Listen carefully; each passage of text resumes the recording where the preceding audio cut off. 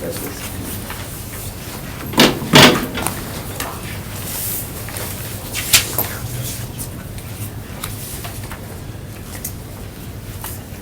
Are they ready?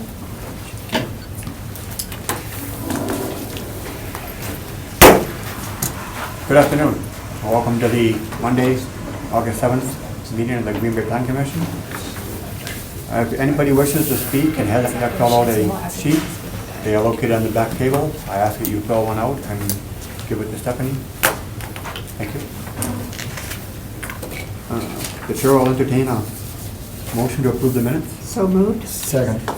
Any discussion? Hearing none, minutes are approved. Communication.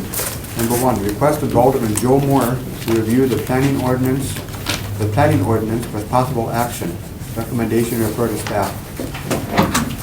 The chair will entertain a motion to open the floor for discussion. So moved. Do we have a second? Second. Okay. We do have one party that's interested in speaking. Jeremy Weldenberg. Would you step forward, please? Good afternoon. Afternoon. I'm just here on behalf of Greenberry Public School District. More with the general encouragement really for the Planning Commission. As you may or may not know, we're currently working on a RFP. The district has been awarded an RFP for developing a safe routes for non-drivers plan. We're collaborating with the city on that shortly to generate that plan, which will result in a safe routes to school plan along with a bike and pedestrian plan. And so anytime I hear about developments, I was looking over my numbers from last year, and I realized that over 2,500 of our 8,500 bused students are bused because they live in hazardous areas. And that's a significant amount if you factor in the fact that every student costs us approximately $5 a day to bus. But it's really not just about the money. I think we all have an interest, especially in our community, to make sure our kids are healthy and they're safe and that community thrives. And so that's why I'm here, really, just to encourage the city to take a pro-pedestrian stance in future developments. And I think that's good for the kids. It's also very good for the taxpayer as well. And so just want to encourage that, and I'm really excited that we're going to be embarking on this soon. Thank you.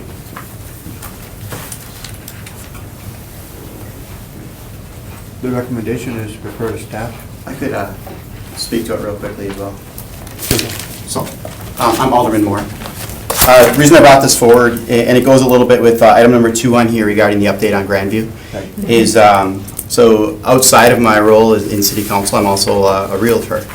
And outside of that, I'm also working on getting my general contractor's license. And I've got a lot of relationships over the last 20 years with builders and Home Builders Association, Apartment Association. Really been involved, obviously, with the RDA in pretty much everything development when it comes to the city.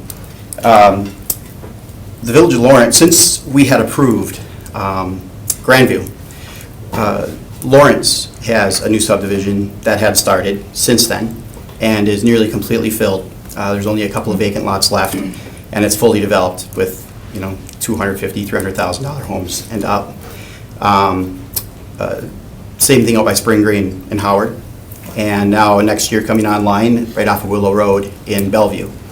And the fact that Grandview has been going as long as it has with all that's been done out there as the assisted living facility thus far. The developer has already sold off 13 acres for multifamily. The zoning has all been approved and everything, but they can't break ground on it. And there's a lot of builders out there that are champing at the bit to start building houses. Right now, this area is 100 acres taxed as farmland, maybe $800 is what our tax revenue is on it. And as plotted out, if it were a couple hundred lots, which it's meant to be, you're looking at about $800 per lot in tax revenue going to NWTC, school districts, the city of Green Bay.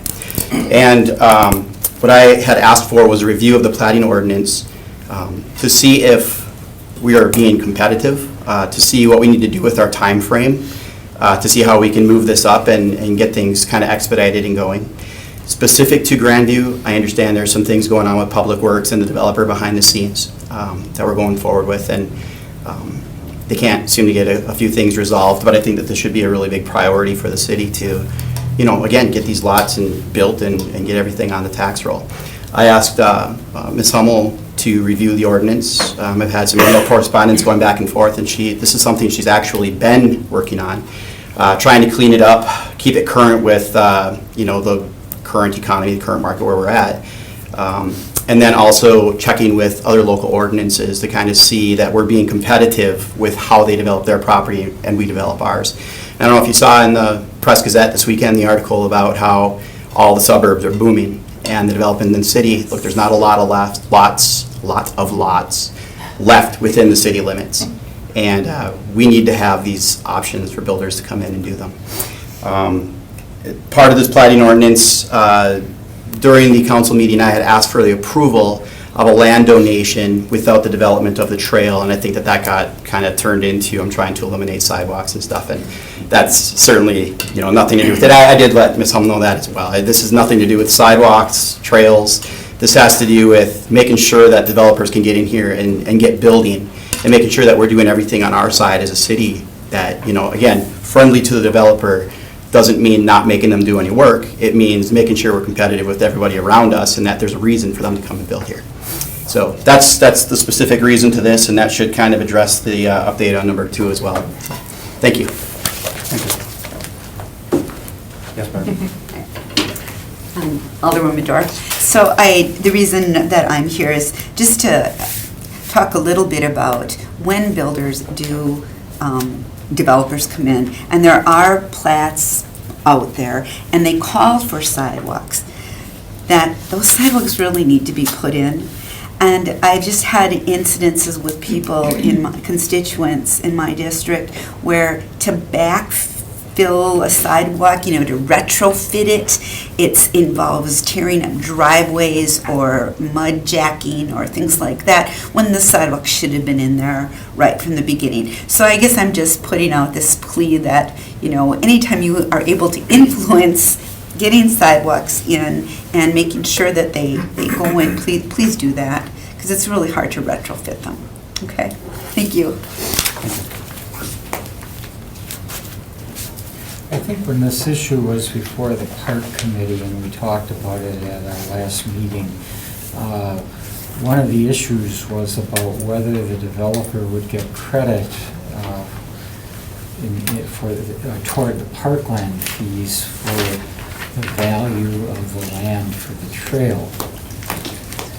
And apparently that wasn't what was being done. And so I think that was part of Mr. Bunker was at our park committee meeting, and I think that was his concern there. And I'm not sure what exactly our policy is there about giving credit for land that's donated as part of a trail. So I certainly support having it referred for further study. Thank you. Mr. I went through this quite a bit when I was an alderman over at Red Smith School area, and I think it's very important to have safe passage to schools. I found out over there as the homes went in, the sidewalks would be sometimes just left out. We've gotten some big squabbles out there where they didn't extend the sidewalk until somebody requested it, and then the people didn't know it, bought the house and pleaded ignorance to the fact. And it was just a big, horrible mess, basically. So I think we got to give that some consideration to offer safe passage to school. I don't think you can anybody argue that point in looking at this. And with that in mind, I see that's referred to staff. I would make that motion. I'll second. We have a motion and a second to refer to staff. And a question, please. Since Alderman Moore brought this forward in part around the issue of the competitiveness between ours and other municipalities' divisions, are the other municipalities using sidewalks or not? Is that why the sidewalk issue is to the fore? What can you tell us about that? From what I found from all of our competing municipalities is that we have the lowest sidewalk standards so far. A lot of people require them in all developments. They require them to be installed prior to occupancy. There's a much higher standard for sidewalks in the community than what we're enforcing currently. So there are some issues with that. But I also did find a really great piece of information from the Brown County Home Builders Association that we have one of the lowest costs to build a new home in the community. So all that information will be presented when I do the Chapter 14 update, which will obviously come to you guys for approval.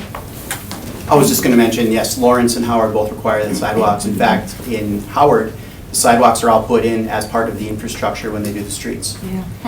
which would be a great thing for us. So do we need to be more stringent? There are a lot of different ways to do it. I mean, the way that we do it now allows a lot of falling in between the cracks because you can get special permission to not install, which is the problem that we're running into. But if you do it the route that the city installs it, then there's always a who's paying for it, who pays for it up front? Is it the taxpayers? Does it get assessed back to the property owner once it's bought? Like, where does that cost go? So there are a lot of different ways to do it in communities, and I think we need to find a better fit because right now we're all just kind of scrambling and no one knows whose responsibility it should be. So I think that's not only looking at what they're requiring and how much it costs, but also the way that they're requiring their infrastructure to be installed, we really need to be taking a serious look at.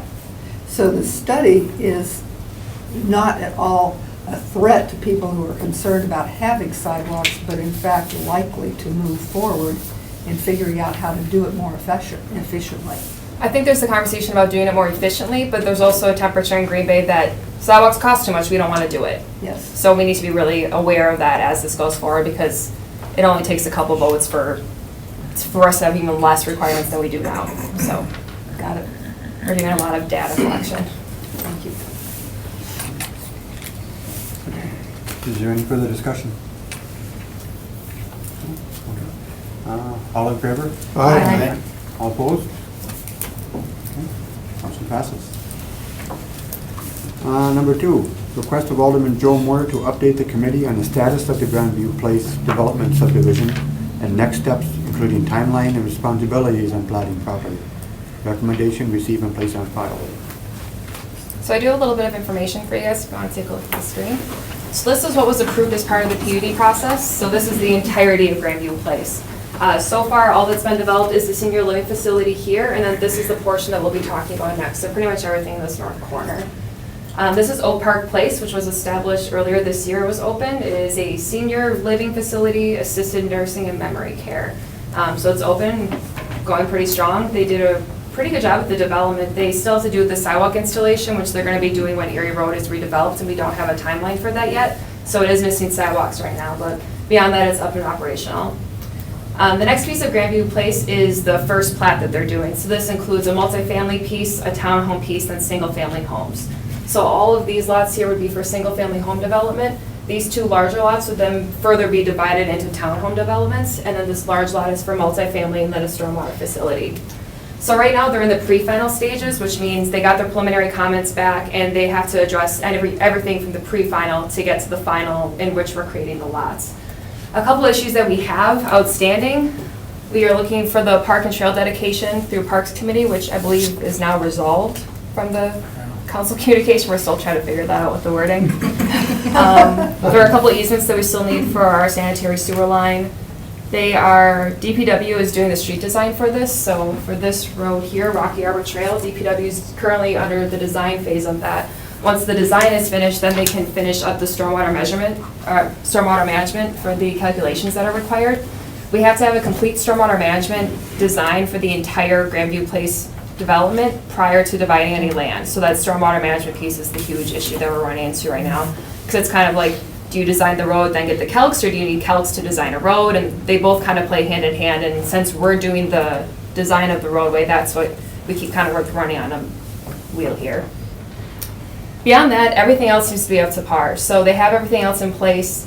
All the other covenants and restrictions have been met with the PUD. We're still trying to figure out exactly where that trail is going to line up because right now they have it with the stormwater management facility, which isn't allowed. It has to be a separate outlot. So just some technical details to clean up. So basically, we're really just waiting on the street design, and then from there, the stormwater management plan to get approved. And with that, it'll have about, 15 single-family homes. The amount of townhomes will probably change. Then the multifamily can have upwards of 300 units probably. We haven't received a proposal for that though yet. Thank you. Commissioner Wisbeck. Receive and place on file, make motion? Second. We have a motion and a second. Any further discussion? All in favor? Aye. All opposed? Motion passes. Old business.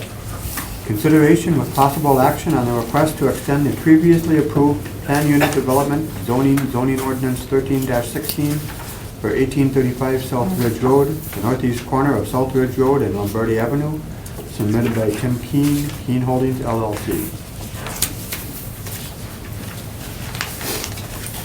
Do you want- okay. Sure. I mean, in short, what we have today is last summer, Plan Commission recommended to council approving a PUD for, it's been called a number of names. Most commonly referred to as Venisi Plaza. It's at the northeast corner of Lombardi and Ridge Road. In it, you can see the developer, Tim Keene, had proposed building a multi-story mixed-use building in there. The PUD laid out a variety of uses potential there in terms of whether it's multifamily, office, mixed retail that are permitted in there. With that, the developer has not moved forward with construction yet on the project, and thus is requesting an extension of the PUD in order to continue basically recruiting tenants to complete the build-out of the project. I believe there is a representative here on behalf of the developer if you'd like to ask more specific questions. This is nothing in terms of changing any of the content of the PUD. All it is doing is extending the time period. Motion to suspend the rules if you're interested. Second. Motion and second to suspend the rules.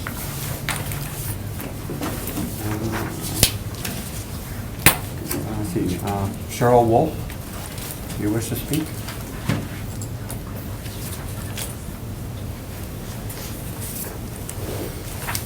Hi. I just wanted to come as a neighbor of this project. I've been here many times before. I'm not a fan, and I haven't been from the beginning. I don't feel this building fits the neighborhood. So that's my previous stance on this, and it's pretty much the same. It's been a year. There's been nothing done on this property. It's an eyesore right now. If you come by, you'll see miscellaneous fences and some black, some border. It looks terrible. This has been sitting for a year now. Mr. Keene's having a hard time renting it. Why should he have a hard time renting it? This is prime real estate right across from Lambeau Field. He was here a year ago saying, this is a great project, everybody's going to want to move in here. I did a little research, like why is this building not rented out? Mr. Keene is asking $26 to $30 a square foot for office space in this building. I looked at different, at LoopNet.com, looked at different available commercial properties.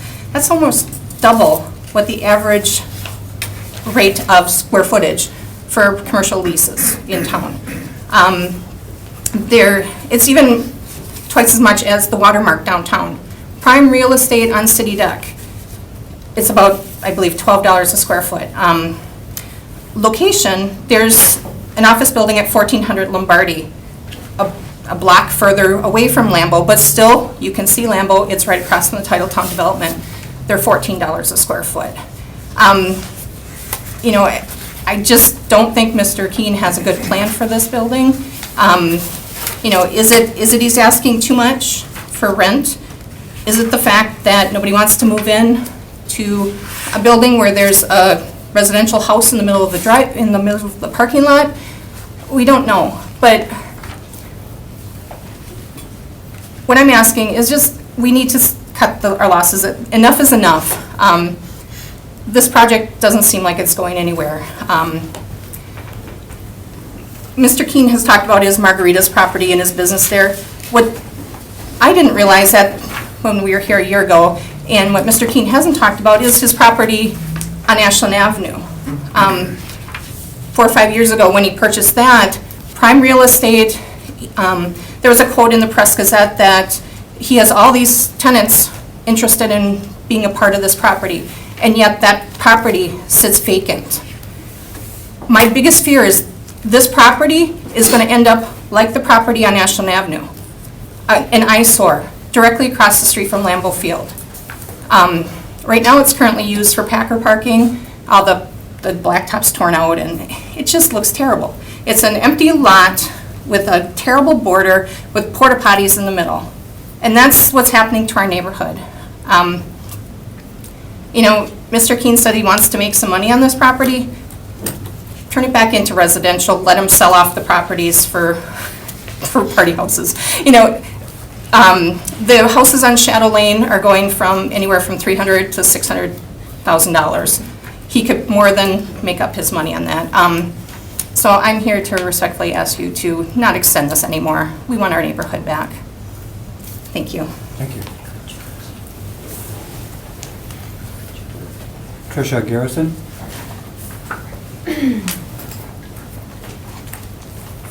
Hello, thank you for the opportunity to allow citizens to speak today. We really appreciate it. I first of all want to commend the leadership of the city for promoting these really sustainable ideas to retain and attract talent and really promote our city as a livable place where it's a great place to move, start a business, raise a family. With that, I'm a resident of Thorndale Street. I was also here a year ago. I really appreciated the gentleman from Green Bay Public Schools who had this great quote about taking a pro-pedestrian stance on development. I love that, and I think that this property should reflect that value as well as the values as set forth in your Smart Growth 2022 plan.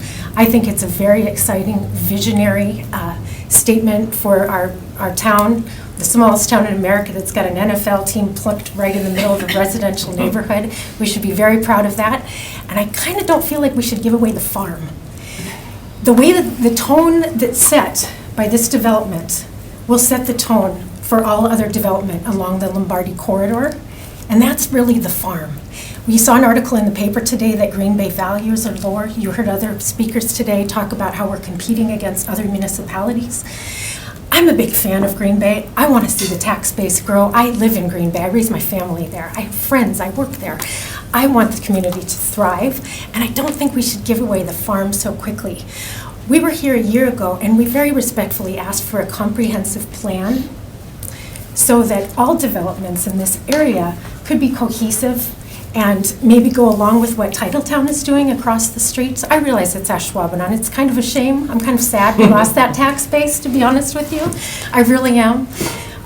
My family's been in the community for a long time, so I'm a big proponent of the Packers. I think it's a shame that it's across the border, but it is.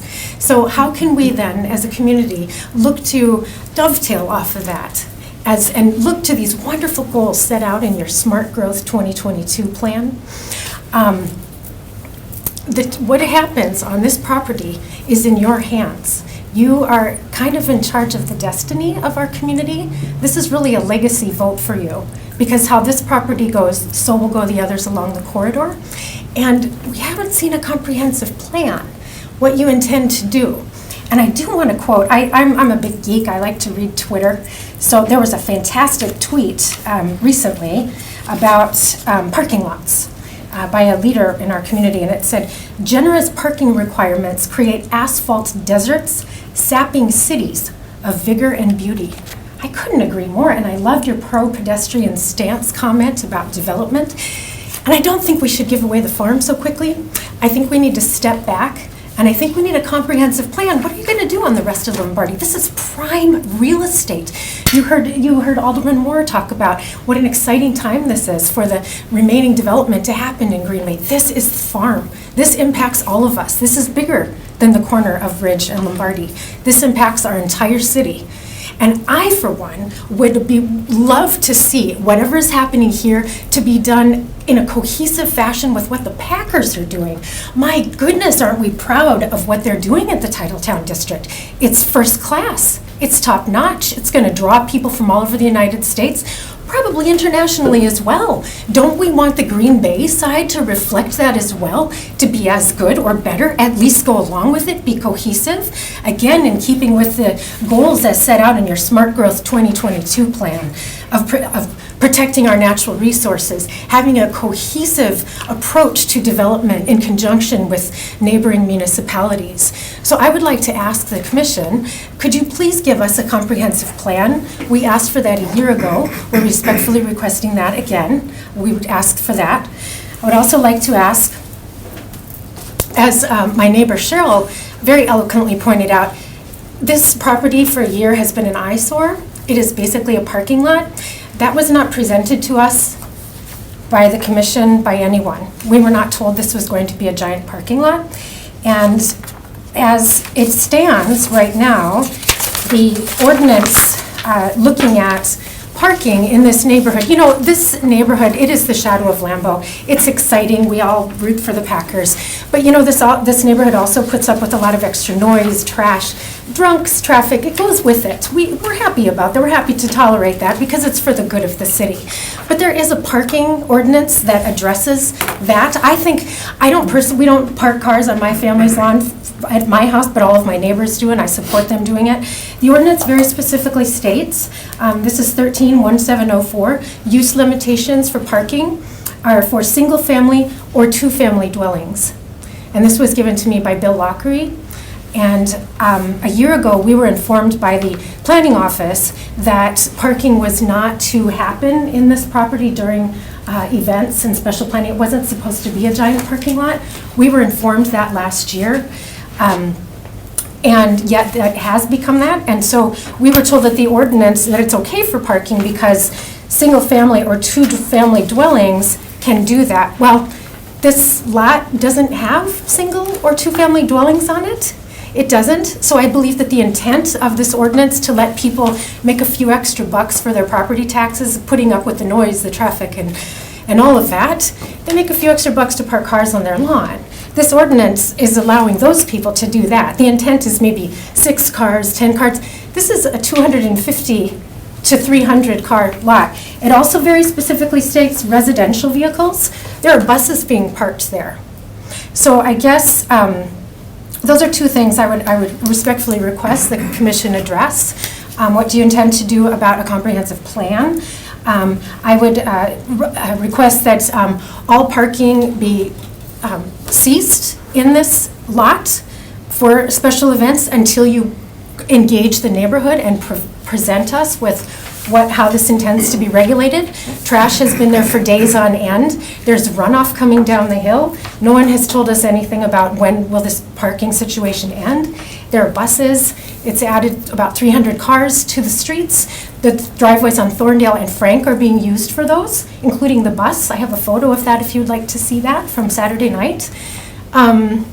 So that is another request I have, respectfully. Halt the parking until you engage the neighborhood and be really transparent with us about what are the intentions for parking, who will regulate it, how will that look.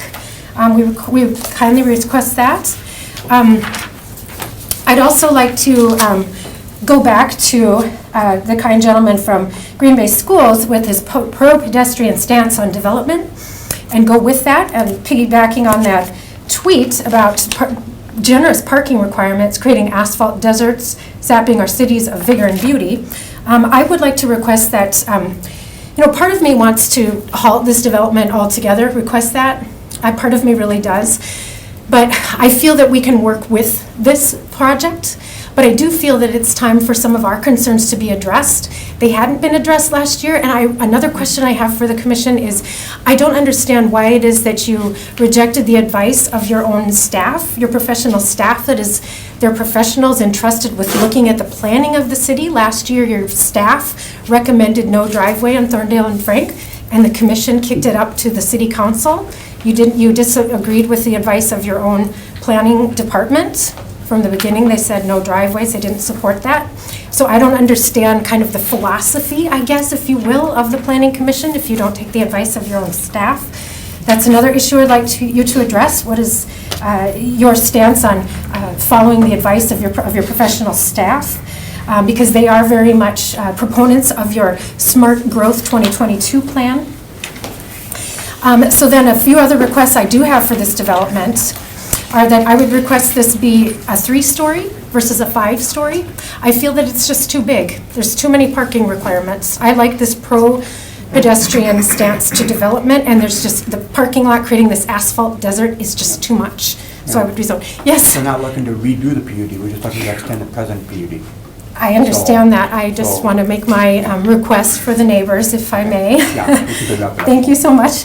I would also request that the green space coverage go back to the original 30% as was originally planned. I think that it's important for the city of Green Bay to consider runoff mitigation and stormwater issues, and I feel that that should also touch on this Smart Growth 2022 plan, which quotes, which talks about protecting our natural resources. I would also request that the neighbors really be engaged on what is this green space going to look like, because as this property goes, it will set the tone for all of the others. So if it's going to be like a giant parking lot that every neighbor has to just look at, then I think that needs to be, you need to engage the whole community on that, because maybe people aren't going to want to move and be closer to this development if they realize that, oh, it's basically a strip mall facing back to the residents. So I would like the neighborhood to be engaged on very specifics. What sort of mature plantings will be put in, what sort of shrubbery, what sort of greens. We'll be very happy to collaborate on that. So again, requesting going back to the 30% green space. Also requesting a 25-foot setback along Frank and Lombardi, comprised of sidewalks, thank you very much, and green space. So that is all that I have for now. I would really appreciate if you would answer some of the questions that I've raised, all of them, really. Thank you for your time. Thank you. Thank you. Kevin? Trish? You, Did you write your name down? You gotta go write your name. Yeah, I'm just looking up a few things. I guess one, in terms of the comprehensive plan. Right now we are operating in the guidance of our big comprehensive plan, which is the Smart Growth 2022 plan. I think right now, until we have individual neighborhood plans, I know that's one that we said we've looked at. Staff-wise, we just did bring somebody on board to do more work with the neighborhoods, and that's one of the things that we're discussing is how can we get in and start to do some of these neighborhood plans. With that, we haven't done any yet, but it is something that in the next year that we are looking to start going, and I think this area, along with Imperial Lane, Shipyard area, have been identified as ones that are kind of in transition and needing some I think facilitation from the city to work with the residents and figure out, okay, but how do we want to move forward? And I think it's looking at, what's best for the residents, balancing what's best for the city, and then having those discussions to move forward. But so with that, we don't have a plan, so that's why we're operating under the comprehensive plan. I guess question or comment in terms about, this use and why this type of use and the intensity or density of the use. It's probably me that tweeted that thing about parking. Look, because I believe that's something I'd say. And one of the things is, if not, it was a very smart individual to do that. And so I think, look, another side conversation that's in addition to looking at our subdivision ordinance, we're looking at our parking and offloading requirements, because I think there are times where, our standards require too much parking, and a sea of asphalt and land that could otherwise be used more productively can be put to a better use. So I think aside from that, with that, this balance was struck in the PUD, I think, between, again, some of the uses that were potentially going to be here versus providing enough parking to serve, any type of long-term, the employees, but also, patrons and things like that. And look, it's trying to strike a balance. I think we, at least at a staff level, understood the proximity to the residential neighborhood, and I think, tried to stick as best as we could, but still making the site work and making those set back as far as possible from the residential areas, requiring landscaping or doing some other things to minimize the impact. I appreciate in terms of, I think, the driveway access. That was one thing, I think, from the start that we had talked about at staff in terms of that access directly on to Thorndale.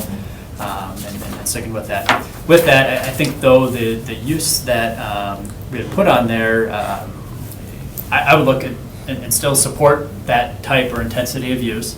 I look, one of the things that's permitted here is residential occupancy. And if you took the lots as is right now, I think one of them's not included, but if you look at the parcel around there, there's 7 parcels.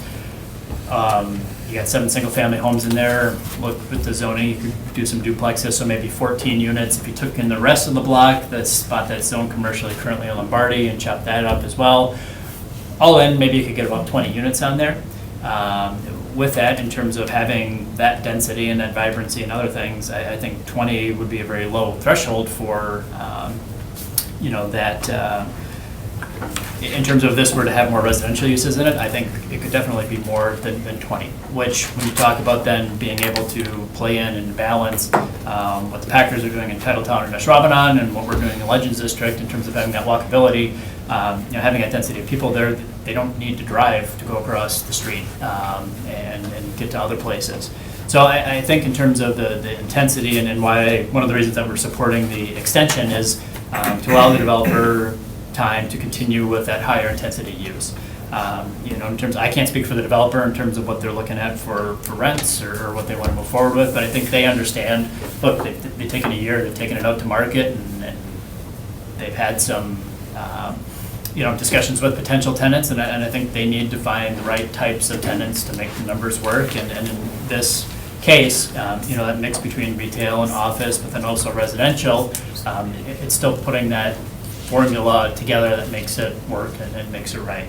I think staff would like to see that happen and again, continue to work with the developer to get that right mix of things.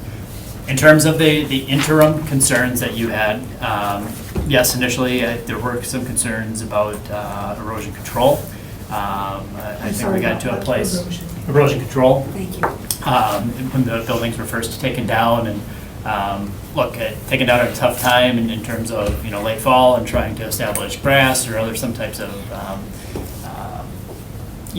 vegetation or other things, basically hold the soil in place was a challenge. Late fall, I think it was a super wet late fall. But I think we got to a place, at least to my knowledge, where we are compliant, the developer is compliant, the property owner is compliant with all of our codes right now. If that's not the case, then again, I think we're willing to follow up on things to make sure that things are right, whether it's erosion control or some type of nuisance or other things that might not be fitting into our code. One of the things that you also mentioned in terms of the parking and in terms of that temporary use. I think like you said, Green Bay is kind of a special place, and it's really a special place on game day. And that we do allow for the parking pretty much everywhere. I think there might be some discrepancy in terms of reading the ordinance, whether or not, that parking, quote unquote, everywhere is just allowed in residential properties or all properties throughout the community. I think it talks a little bit about permitting residential vehicles. And so I think there's a little bit of ambiguity there. With that, properties still in that underlying zoning district are residential. So in that case, without the PUD, the developer could continue probably to park cars there with more of a right than they could without the PUD. Because that zoning changes. And look, I think, again, across from Lambeau, I think all of our interest across, and I think speaking for staff and Plan Commission, is not to see that as a parking lot. I think we would all agree that is not the highest and best use of that corner, and want to be able to see something develop there. And so with that, I think, providing another year, just being on the development side of things, I know how long it takes sometimes to put deals together. With that, if we're back here in the same spot in a year, I don't know if our staff would have the same recommendation for holding on or trying to figure something else out. But at this time, we feel that the developer has made a good faith effort to do something and would appreciate that extension of an additional year. And I hope that answers some of your questions, and I know you've talked to some of our staff. And again, I think just for the bigger picture for you and your neighbors, That is one of the things, and not just talk, but in terms of looking at some neighborhood development plans, those are kind of the first few on the radar, is trying to figure out what is the future direction, because I think some things have changed, I mean, both economically and you look what your neighbors down across the street of Lombardi. It's a little bit beyond us, but that's driving some of the change there. We need to have a discussion about what is the future of the neighborhood. Right. I appreciate that, and I understand the city, strapped for resources and whatnot, but I guess I would respectfully request that maybe this one be given a little bit of a higher priority. It was a year ago that we did ask for a comprehensive plan. The Smart Growth 2022 is fabulous, but as you know, it's in the clouds.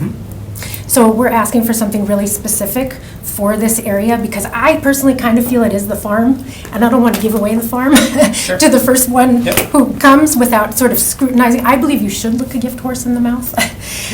So I do think that, there's such great potential along this whole corridor. I just think it needs to be thoughtful before we go ahead with this, and I do share Cheryl's concerns about what happened on Ashland with this developer's property, that 4 years later, it's still a vacant lot and an eyesore, and this is affecting our property values. So we've lived a year with a parking lot, and I am also very concerned that this could end up being how many years of a parking lot. We don't want that. So I guess I would respectfully request, again, that you give us in writing and engage us on what sort of provisions will be made for Packer parking days, specifically with driveways on Frank and Thorndale, because my reading of this ordinance is about single-family or two-family dwellings. Those don't exist anymore, and I believe the intent of this ordinance was not for a 300-stall parking lot to feed out onto residential streets. I don't think that's the intent of the ordinance, so I would love your professional staff to maybe think about that a little bit and come back to us on that issue. Also, the residential vehicles is very clearly stated. That didn't include buses. Residential vehicles, not a bus, and that buses are being parked there. So I guess, Kevin, I really appreciate, you giving that context, and I understand there's a lot of exciting projects happening around Green Bay. This one is pretty high profile, though. So again, we did come a year ago and request a plan, so I would respectfully request that go back up. And I know I had a lot of other requests in here, so I'm going to put that in writing and submit that to you as well. Thank you very much for your time. I appreciate it. John Cordry, did you wish to speak? Yes, please. Did I pronounce it correctly? Cordry? Perfect. I want to thank the commission for hearing me out tonight. I was here last year during the entire process, from the planning to the council meetings to the full hearing. Alderman Moore, which is no longer here, he made a request that if something happens where Mr. Keene could not get the tenants and so far that it could go back to the council to get that driveway easement for Thorndale. That is my main concern here, that now things aren't going exactly how he had planned, and that he's going to come back to the full council and ask for that easement either on Thorndale or Frank. And again, we were a residential neighborhood, and the houses are no longer there. Most of us were for the Venisi project, and of course that's because of Sam being a resident for so many years. What makes me nervous is now duplexes or different kind of housing can go in there.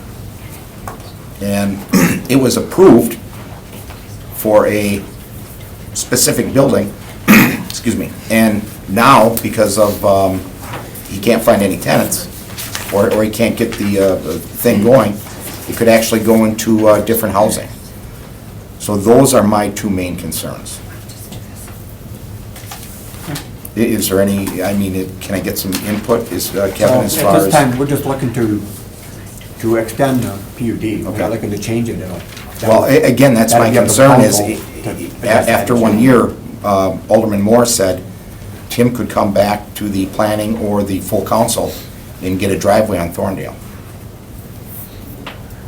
But that's not before us at this time. Okay. Right now, we're just looking at the extension of the PUD. Okay. So there's the PUD as we're going to extend it, if we extend it. Right. Would be identical to what was. Would, if he asked for a easement on Thorndale, would it come to the planning, or would it just come to the council? I believe that would have to come to planning, wouldn't it? It would have to come to planning unless for some reason with this extension, council decided to pull it and add it in. I think in terms of just that process, good governance, if they wanted that change, they would send it back to Plan Commission to go through Okay. the formal process. I mean, ultimately, council will decide the final language in the PUD. I think staff would stick with their original recommendation on the shown a really good reason of not permitting those driveways under Thorndale. So I don't see our recommendation changing to not allow the driveways. Okay, I want to thank the commission. Thank you.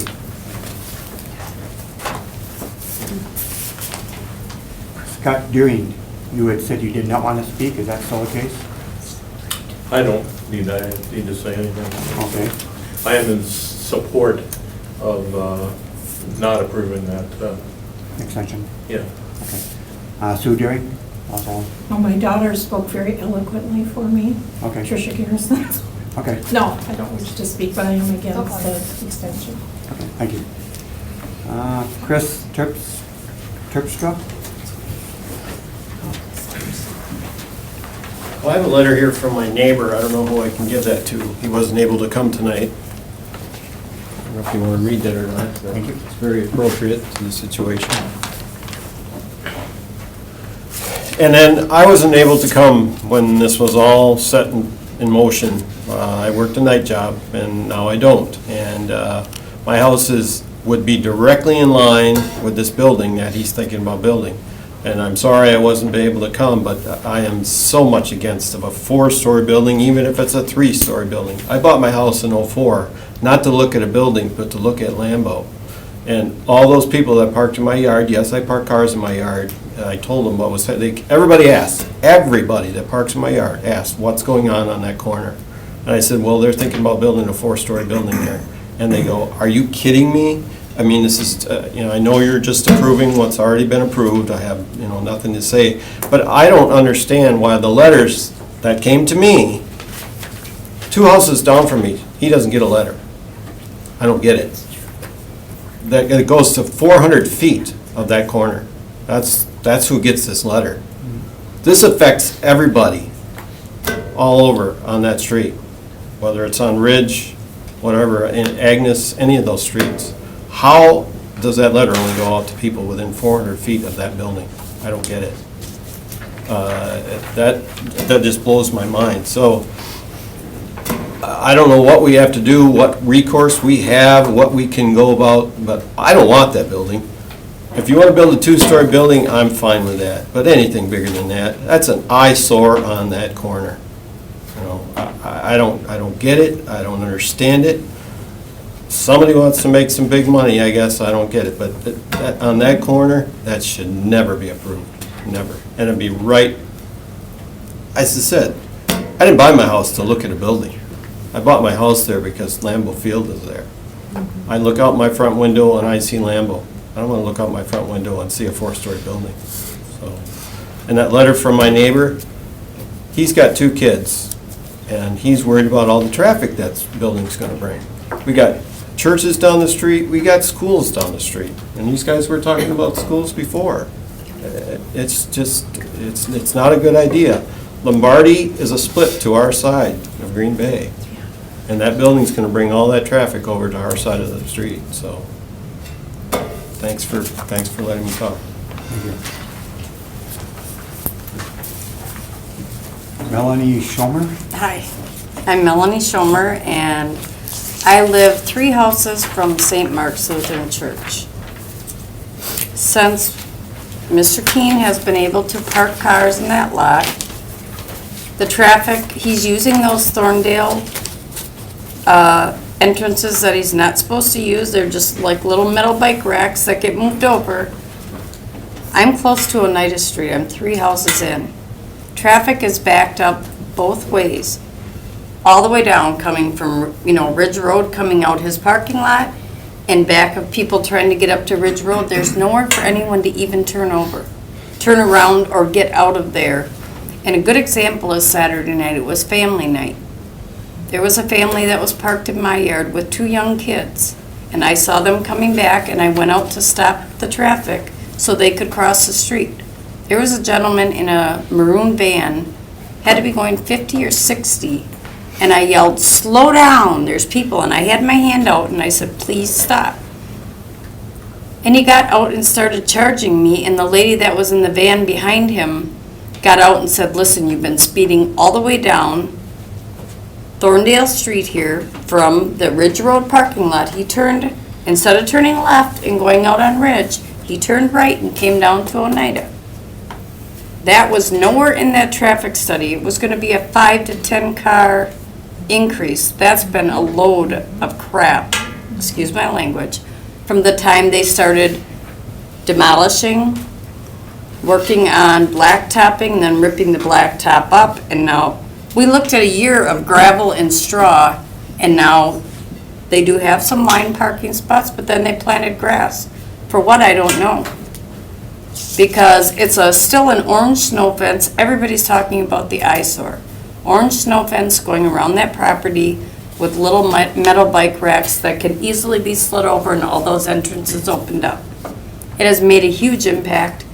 Someone's child or some older person is going to get hit and killed. And that's a big, big change from last year. Second of all, for parking, I know that he can do what he wants. He's charging more than Lambeau Field. He doesn't have any signs out, so he waits till people get in, and then he tells them it's $50 if they're on a blacktop spot and $40 if they're not. I have no idea what he charges buses. But here nor there, he's charging more than Lambeau Field. Give me a break. Especially if you get down in the back and you're in that corner. Like we said, we look at garbage for days on end. And I'm just telling you, my kids have grown, but I'll be darned if I'm going to watch somebody get hit because that traffic pattern, his traffic study is gone out the window from what I've watched over the last year. And my husband is disabled, and we sit out on our ramp on the front porch and watch traffic all day and wave and talk to people and stuff. So I guess that was one of my main concerns. People aren't slowing down, even when someone comes out and tells them to slow down. My husband was so afraid this man was going to beat me up. And he's disabled and couldn't get out there to help me, but fortunately, you know, this lady got out too, and when he heard 2 of us telling him he was going too fast, he just got back in his vehicle and left. That's an accident waiting to happen. Those entrances were never supposed to be opened up. So in your intention, if you are planning on extending this, which I think I heard that you are. We don't know yet. Oh, okay, well then I ask that you for sure keep those Thorndale driveways closed off. Huge, huge impact for the whole neighborhood. And somebody is gonna get hurt or killed, and I'm sorry, there's no amount of money, no anything that's worth that. You can't replace a life. And like I said, that traffic study's out the window. So, again, the eyesore, we would like to be included on a neighborhood plan as far as what is he gonna do with it if he's not developing it? And why is he not developing it? The information about not having enough renters because he didn't have enough entrance and exit points last year. He has Lombardi, he has 2 on Ridge. There's 3 entrance and exit points. I'm sorry, that's null and void. You don't need to be on a residential street in which there are homes and young families. So I just ask that you really keep that into consideration. Clean it up like Tricia asked. Please include us in it. Get rid of that orange snow fence. That is just, I'm sorry, it's, you know, Lambeau Field, we're trying to beautify and bring people into the city, and, you know, why would you want to have that on the corner? So make a plan that could be acceptable to the neighborhood. How many more years is this going to go on that he could get an extension? That's my question. It's 1 year. 1 year? And at August of next year, a decision will be made one way or the other. If he comes back, we'd have to make another decision. I'm sorry, I'm hard of If he hearing. came back, we'd have to make another decision. Okay, well, I want to understand that, and I don't think that he ever laid out an intent of parking cars. We've counted the cars in that lot last year. He earned about $25,000, or I mean, $250,000. It's about $25,000 a game. So he paid for one house just by parking. That happens again this year, he's probably going to pay for another house. Is that what the city wants? Was that our intent when we gave him the right to use that land? I thought it was for the development. I agree with this gentleman back here that maybe a two-story with his observation deck, you know, at the top would maybe be nice and presentable, because we all bought our homes to look at Lambeau Field. We paid higher prices to live there because we wanted to be in the area that was, you know, a nice neighborhood. It's a safe neighborhood other than the, you know, 10 games a year, but it's not safe anymore. It is not safe. When they're working with their trucks coming and going, and like I said, every game this happened last year, Saturday night was the first of this year, and it was worse than I ever saw last year. I know he can't consider the single-family dwelling on there because it's not his property. The gentleman didn't sell to him. So that shouldn't be. Again, I think we have to look at that whole neighborhood and all the people that put money into those big houses on Shadow. This is a residential neighborhood. I don't know if that's been rezoned to office residential or what have you, what is that zoned on Shadow Lane? Well, right now, we're just talking about this parcel, this corner. What? We're just talking about this corner right now. Yeah, we're talking about the corner, but when everybody buys those homes and spends big amount of money, has our whole neighborhood been changed to office residential or just that corner is what I'm asking? Just that corner, I believe, is office residential. Okay, so the rest of us down the street are residential. But we're having to put up with all this speedy traffic. Like I said, this was a big African-American gentleman. I have no thing against race or anything, so please don't take it that way. But I couldn't have defended myself. If he really got that angry over me asking him to stop, I could not have defended myself. And I was just trying to protect people that were crossing. And I would do it for anybody, whether they were in my yard or 10 blocks away. I'm just that kind of person. So again, we'd like to see what kind of a plan he's got for this so that we have the ability to have some input as neighbors. I urge you from the bottom of my heart and everybody on that block, we collected 100% of signatures last year, and I'll go do it again if we have to, that those driveways on Thorndale and Frank, I don't know if that's even open anymore, but none of those should be used. Keep it to the 3 he's got already. And then, yeah, I guess I'm asking you not to make a decision on this extension without further input to all of us, or if you're going to have another planning meeting with something to be presented. I think we have that right.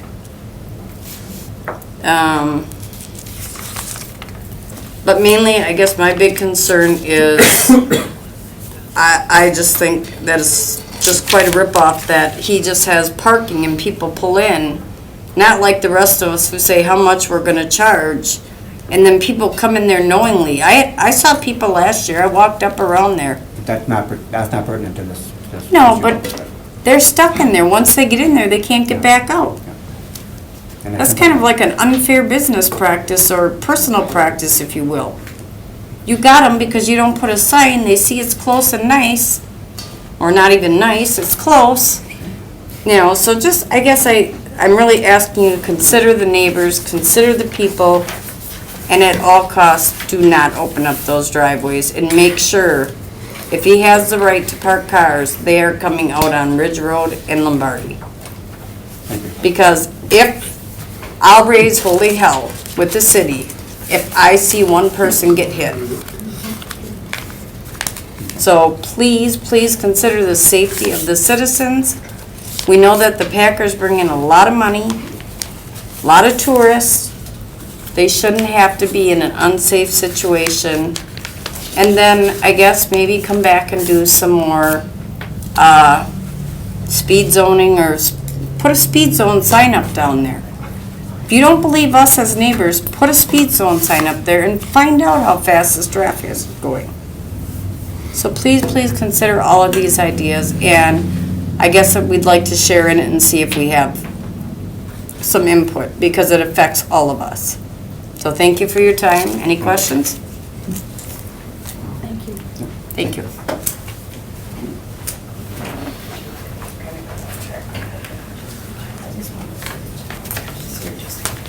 The PUD as it stands now, does that allow for access up under Thorndale? And we can just close for discussion. So, We yeah. have one more. We have one more, yeah. Yep, well, right. Sure. The PUD as it stands right now does not allow for access onto Thorndale or Frank Street. I think what the concern is, and what we probably need a legal opinion on, is what about the interim use? In terms of it is a interim use, it is a temporary use, it is an occasional use. Does that qualify in terms of limiting that? And I think we need our legal counsel to provide us an opinion officially on whether that counts or not. I think in terms of, look, long-term development, I mean, it's pretty clear that there's no driveways onto Frank or Thorndale. It's a question of right now that, you know, again, you know, you look at different places, both residents and businesses throughout that district and around the area, you know, throw down a few 4x4s and anything becomes a driveway in that neighborhood. So I think in terms of the intent, I would like to get a legal opinion on that in terms of limiting that temporary occasional use. Thank you. Sure. Yes, sir. State your name, please. Brad Allen, I'm here on behalf of Keene Holdings. Just a brief comment to support our request to extend the PUD for 12 months. This is a complex, sizable, and unique property in a complex, sizable, unique location. We need additional time to connect with contractors. And it sometimes takes 9 months to 12 months to build a single-family home. So asking for an additional 12 months in light of the size, scope, and complexity of the development seems reasonable, and that's the purpose of our request. You guys have any questions associated with that? Yes, two, please. I'm speaking now from the letter written, submitted to us by Mr. Keene.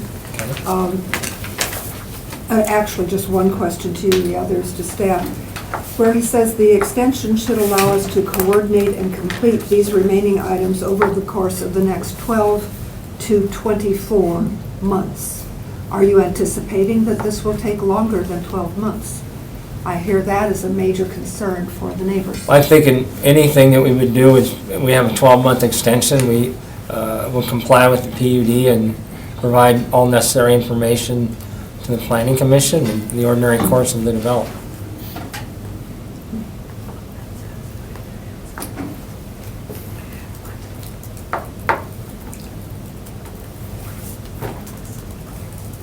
Thank you. Thanks.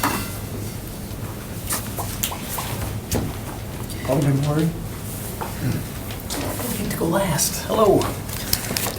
Pretty passionate, well-spoken people in District 8. Pretty much said it all already, but I'll recap it a little bit. Most people, you know, we're very excited about this project. You know, some weren't, but some were excited to have someplace they could go and get coffee or bagels or whatever. And we're very much in favor of that. However, as we've seen, they thought the building would be up by now, or under construction and just about completed. I think what you're seeing is a little bit of, a lot of upset that there was a bait and switch, kind of. It's become just this mega parking lot where 300, 400 cars fit in it, and you get these massive congestions on special events. It's not just game days, it's special events. And so, yeah, I don't know if it's $250,000 or not, but it's probably a couple $100,000 that's being generated. I hope that wasn't the intent. I'm hoping not, but you know, there's concerns over rumored changes in the site design. I know we're not addressing that here, but that's something to think of.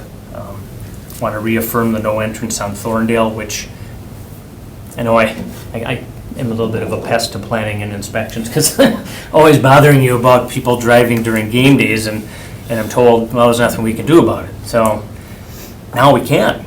They want to come back. They're the ones saying, please extend us another year. That gives us the ability to maybe broker a deal or put some conditions on it. I don't know about eliminating it because then they really have no conditions and they can do really just about whatever they want. That's going to be a little tougher. But if we extend it and really hammer down on some of these things, I think that might be best right now. I too saw the 12 to 24 months. It didn't look like he anticipated it being resolved next year at this time. He put 12 to 24, so you're looking maybe 2 years out of this. You know, the porta potties and the couple hundred cars and the orange snow fences and the metal grates. You know, not very attractive at all. I would hope perhaps we could hold this item until your next meeting. Work out some of these issues, maybe amicably with the person who wants the extension. Get your legal opinion to know, what we can and can't do. I think there's a lot here that we need to work out yet, and everybody pretty much said it all already, but I'm just going to reaffirm we need to use the power we have here before we just grant another extension. So if you have any questions for me, thanks for being so patient. Thanks. Motion to close the floor?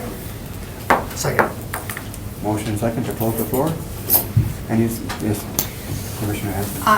I'm 100% against how it looks right now, because I drive by it a lot because Ashland's closed, so I'm taking alternate routes. I had no idea it had already been a year since we approved that.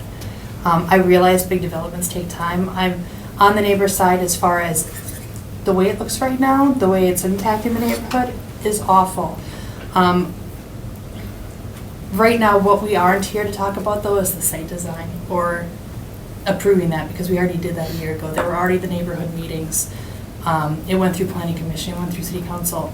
As far as I remember, the driveway on Thorndale was not something that went through, because I thought it should have been a gated entrance, and I remember it didn't, it was voted opposite of what my opinion was. So the traffic study is still valid because there's supposed to be a building there with only some parking. It's not supposed to be all parking. I have a hard time with this 12 to 24 months. But I realize it's a big development too, but it can't look the way it's looked since last fall. It looks awful. There's a lot of dust across the street with the Tailtown development, but they're working on it. It's not just empty sloping land with dirt and awful fences, and so I feel like I could give them another year, but I want something to get working on. I mean, I can't, I feel for the neighbors, because if I was living in that neighborhood, I would absolutely be upset with how it looks right now. So I guess that's my thoughts on it. Commissioner Brennan. I concur entirely with what Commissioner Hanson has said. I was opposed to the entire project from the beginning for the 5-story reason. Frankly, I'm less so now because of what's happened across the street. So the argument that this is a kind of transitional project is more convincing now than it was a year ago. However, I'm very concerned about what has happened or what has not happened in the intervening year. I am willing to vote for an extension for 12 months, but only contingent on ongoing and certified compliance with erosion control, with driveway limits, with parking regulations, as well as the installation of sightly boundary fencing. And I will propose that as an amendment to the motion. And I just want to state my opinion. At this point, I will not vote for an additional extension after this year. I see no reason to go beyond the 12 months. I would like to ask the staff, either Stephanie or Kevin, your understanding of the claim of an extensive 8-month delay as a result, the delays experienced by Mr. Keene due to the extensive 18-month project approval process. That wasn't my experience looking at what came to us a year ago when it was approved. Was there 18 months previous to a year ago? Not that I remember. I mean, this is Paul's baby, but I don't think it was presented to us that early for submission. Yeah, I can pull up in, I just don't think any of us thought that it was gonna be this. We just thought it was gonna start going up. You bet. And what I'm hearing is a lot of dilly-dallying and, a lot of oomfa going on in this letter with this claim of an 18-month delay in the project approval process, and then the possibility of 12 to 24 months further before things go up, or even start going up. so, let me just address that. It may have been 18 months when we maybe perhaps first had a conversation with Mr. Keene and I developer about suppose the that's concept. possible, In yeah. terms of like, this is what I'm thinking about at this area, or, kicking the tires on a few things. I think just, look, all my emails aren't almost up to date, but in terms of, I think, first seriously then discussing the process in February of 2016. Look, I mean, there's a time frame to get approvals. I think just given the large nature of this project, I think staff was pretty clear about the process and requiring the developer to hold the public meeting and then go through that process. And yeah, that takes time to do, but given the scope of the project, we felt it was important. As far as moving forward, staff would be in favor of a 1-year extension. And, I mean, that would be our recommendation is for 1 year. And that was the recommendation that you submitted to us, I understand that.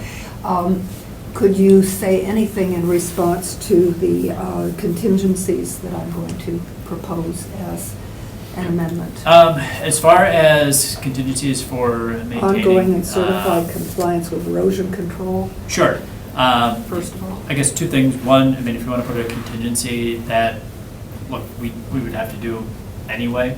I know we are complaint driven, so any calls on that, and I know Alderman Wary has brought up things to our concern before initially, I think with the erosion control on the site. But look, erosion control, I mean, you have to maintain things, especially if you're parking on it and using it and then following up with that. So to make sure that those pieces stay in place, and not just from a planning perspective, but also from the environmental court's perspective, that we stay on top of that. Look, if you'd like to add it, you can. Even without adding it, I can tell you that we will continue to stay on top of that. The one about, I think you said you had another contingency. Driveway limitations, parking regulations. Parking regulations in terms of? The use of, the thing that you said Sure. we'd want to check with the lawyer about. Correct. What can be done with parking, what is legal. Correct, and that one, I think if you would want to make a recommendation, I'd have it just subject to legal review on whether or not we can or cannot do that. In zoning, there comes a little bit of a gray area when we do talk about temporary uses and occasional uses and what's permitted. But if you wanted to make that part of that, I think, look, there's settings in here where we talk about, permitted uses and what you can do with the PUD. It really doesn't address temporary uses because I think none of us, it's temporary in that nature that we want to see the permitted uses get done, not having that temporary nature there. But given the case, I understand the neighbor's concerns and the Planning Commission's concerns that the temporary use has been for a significant period and may be another year for that. So I would see that, and again, not as an attorney, but I would see that within the domain of Planning Commission's authority to put something on there when it talks about the temporary use. Ditto the driveway limitations. So you would say no access, On Thorndale. period. Yeah, Okay. yeah. That Which was is what one the of permanent- things- That's what we granted, or refused to grant in this case. So what I'm saying is that the approval would be contingent on ongoing and certified. That is, the city would be following it and certifying that it was ongoing compliance with erosion control, with driveway limits, and with parking regulations, whatever those should turn out to be when you've had a chance to check out the temporary versus permanent stuff. Sure. As well as the installation of a sightly boundary fencing.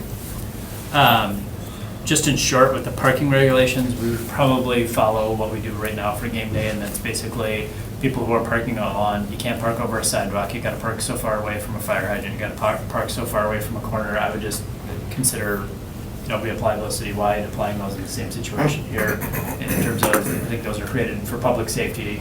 I don't know if I said, parking so many feet away from a driveway, not parking over the sidewalk or any points of ingress and egress.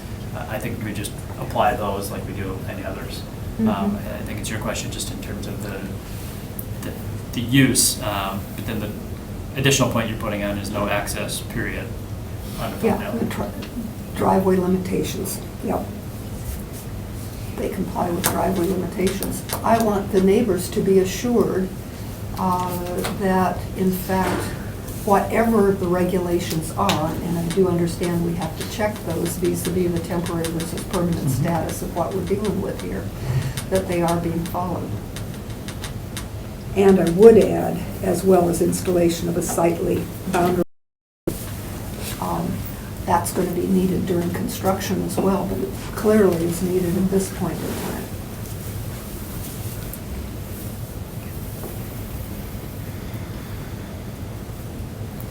That one might be a little tougher, just in turning the word sightly, and again, given the temporary nature of it. I trust planning to figure that out with Mr. King. I think orange snow fencing is not sightly. Let me put it that way. An alternative, a sightly alternative to orange snow fencing, if you prefer that language. But I'm curious to hear comments from the other members of the Plan Commission, but at this point I do expect to offer that as an amendment.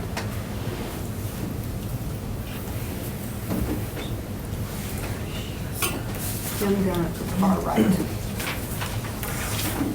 Commissioner Westbeck. Well, I believe that these people do have a case here as far as, I think that the construction site should be policed, and the ordinances that we have for construction sites, and believe it or not, snow fences are kind of over and above, usually just plastic ribbons around construction sites are the norm.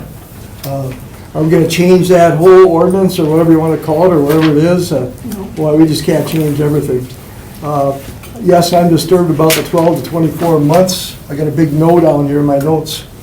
If this comes back after 12 months for another 12 months, I might be on the other end of the table. So I think there are certain things that are possible. Detailed development design requirements, as mentioned, cost metrics with various construction professionals and design consultants could delay things. I'm just saying 12 months, no more. No more excuses, no more changes. And this body has already approved this construction site and its use. And that's not really an issue here. I was a little bit disturbed tonight that we're sitting here talking about changing everything in the whole city over this one project, when all we're talking about is an extension. I feel like we should have cut people off, but I've been thrown out of this meeting before for saying that, so I just didn't say nothing. We do have to revisit this at this time, and I do not think that we have to add any more time. I think we have actually belabored this thing.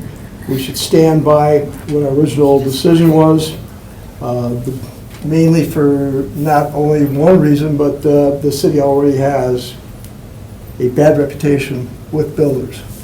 And to the point where, yes, the newspaper just said that we're, 6% below our buildings and everything, according to all the surrounding areas, except for these guys with the attractive shirts here. They're going to build in Green Bay, thank God. That's really nice that some people are still doing it. But Thorndale, if that's what we came up with, we should abide by that. I would ask that the planning commission, though, the planning department basically would look at one thing, because it's my understanding that one of the entrances to that property is off of Military Avenue. Or Lombardi, excuse me. And that's for military use. When there's a game, that has to be closed. Now, you talk about traffic jams and problems with traffic entrances and leaving and exits and all that stuff. We're already closing one. How do we justify that? But I think it merits a little bit looking into, because that's a serious problem right there. We did discuss that, as Yeah. I recall, a year Yeah. ago, and it As was I pointed recall, out that yeah. that would be opened after the game. We did, So really. that would become an exit Mhm. available. And like I say, that doesn't just drive the wagon by itself, but I think it warrants really solidifying that that basically is the case. If it is, that could be a problem, and what the uses are thereof, open, close, what time of the game, after the game, before the game, whatever.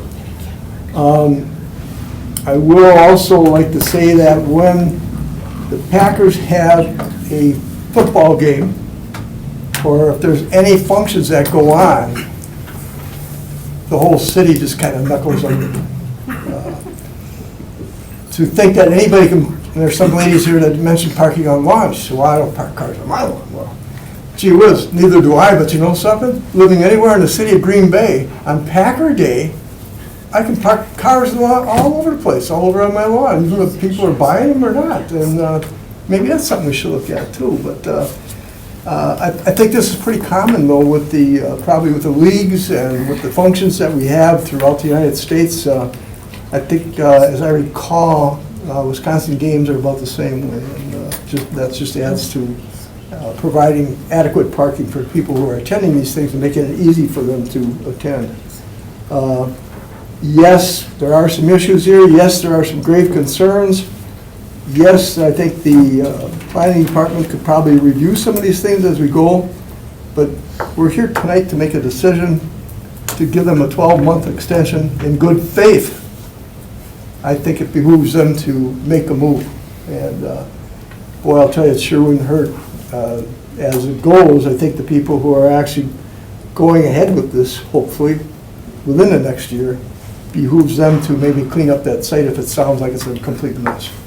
And I personally haven't been over there, but I have seen some of the parking areas that are over there that they keep them pretty tidy. I mean, they clean them up afterwards and pick up the trash and everything else. And nobody should have to live with, every time the wind comes up, to have beer cups and everything go flying by your door and out in the streets and all over the place. So nobody should have to deal with that. So I'm on your side for that one.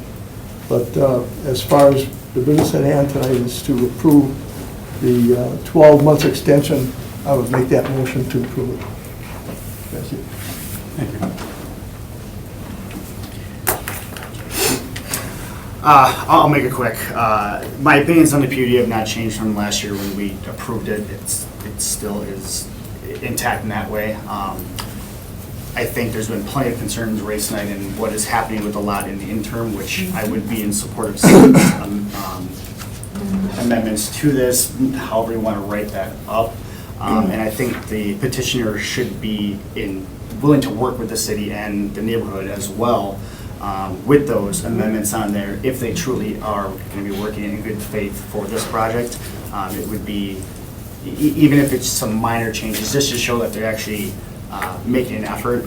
And it's a little concerning to me that I don't know what Tim's situation was, that he couldn't be here, but this does concern his project being extended. I kind of wish he would have been here to talk to us about this as well too. That being said, I don't see a reason not to extend this for one more year, and I'm not going to put a dead end at 1 year either, simply because the members of the Planning Commission probably know just as well as anybody, sometimes these projects do take a long time. And it is frustrating for not just us, but of course the residents involved.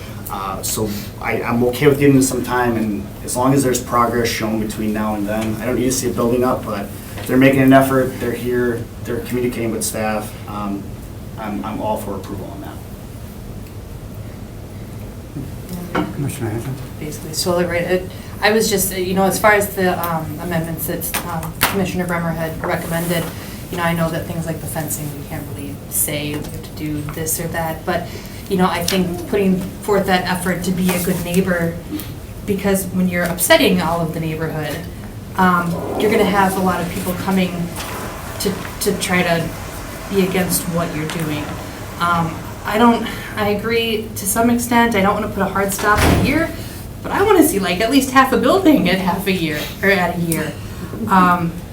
I just don't think it should be taking this long to do anything. I mean, all they did was just tear down everything, and they don't have, like you said, if Mr. Keene was here, he could talk to us about, what he had in the works, or if he has anything in the pipeline, but, without knowing anything, it's just, it's hard, but, yeah, I agree with what Commissioner Miller said. Commissioner Member? A question, please. Kevin, can you help me recall what the circumstances were under which we did require a fence to be erected at Bellevue and Mason for the development of that Shell and Baskin Robbins?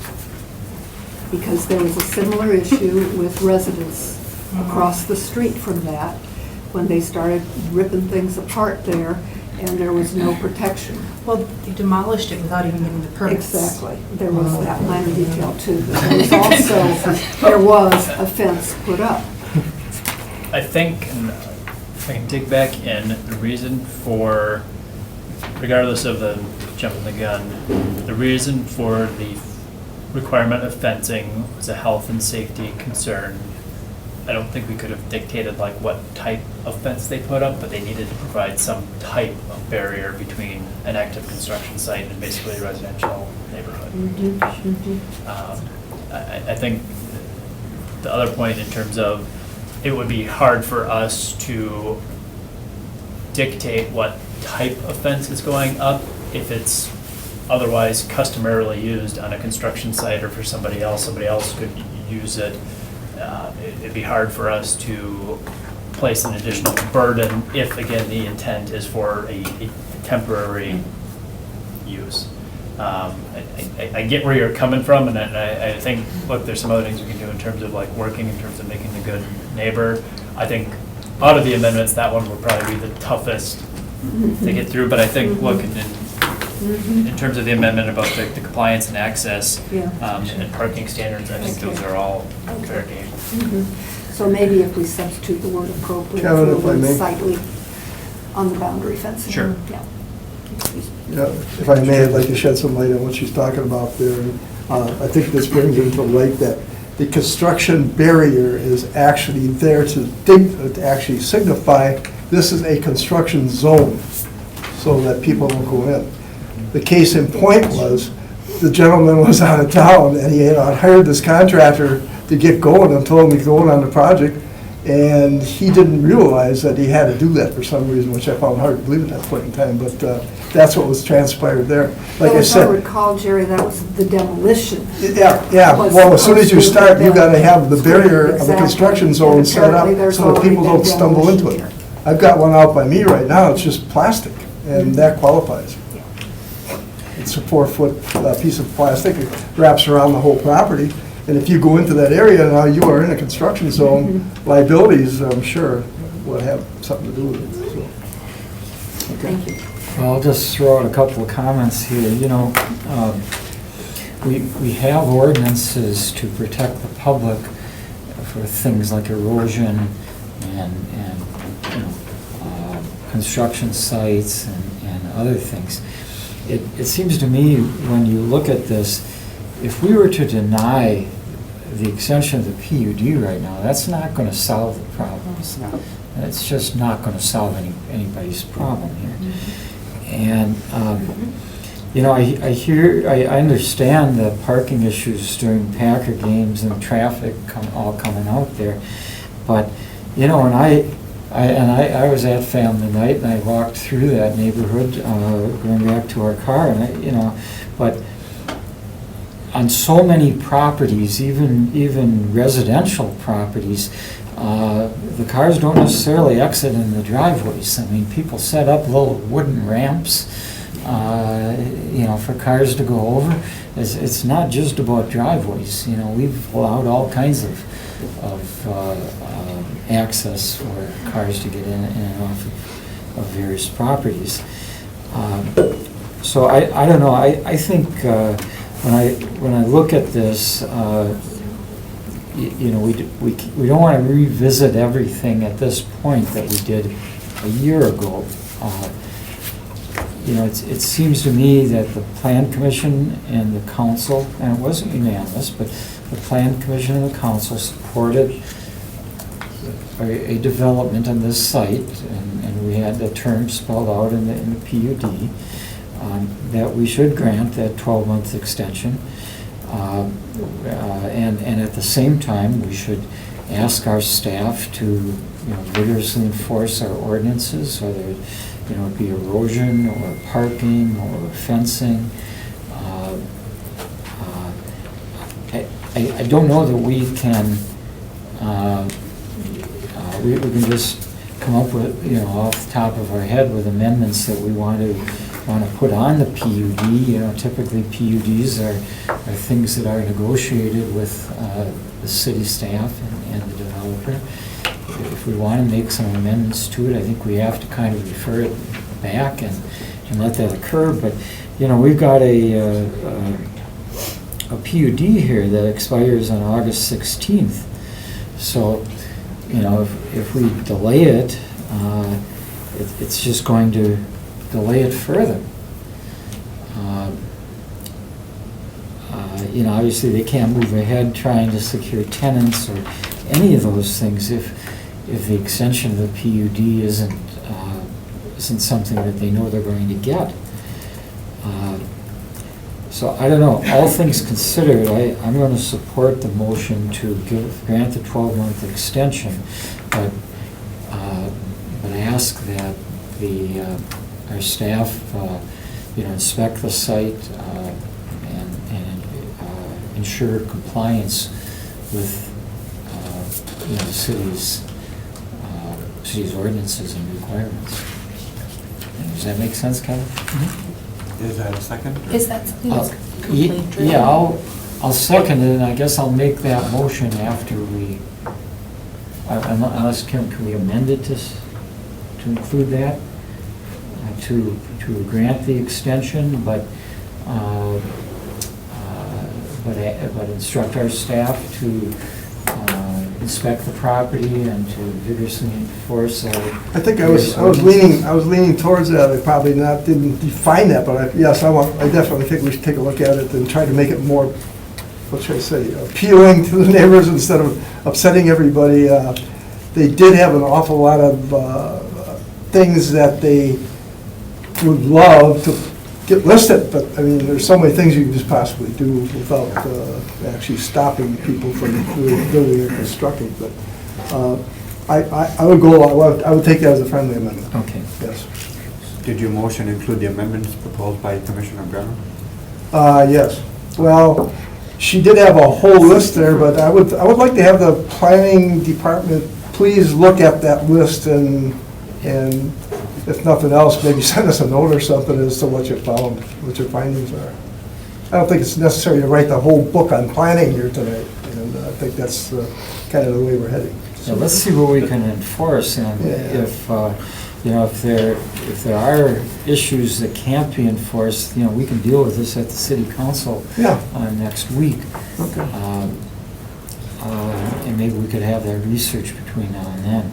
Yeah, because we got to, as a city, we have to become more building friendly, otherwise people like Kevin, his head against the wall. And I think that we have to become more building friendly. And I thought Jake brought up some interesting things also, which I agree with too. And I'm sure that the ears are open in the planning department to look at all these things. And it doesn't hurt to look at it. So, Mr. Chair, what motion is on the floor then? My motion on the floor was to approve it for 1 year only. Jake, I guess, convinced me that I shouldn't close my mind. So I guess I'm gonna renege on that a little bit. Let's look at it in 1 year. If nothing happens, that's gonna weigh pretty heavy on my A mind. 1-year extension. Yeah, 1 year extension. And that is with no amendments. Yeah. Okay. Then, that being the motion on the floor, I would like to propose an amendment because I do think this needs to be put out there very clearly for Mr.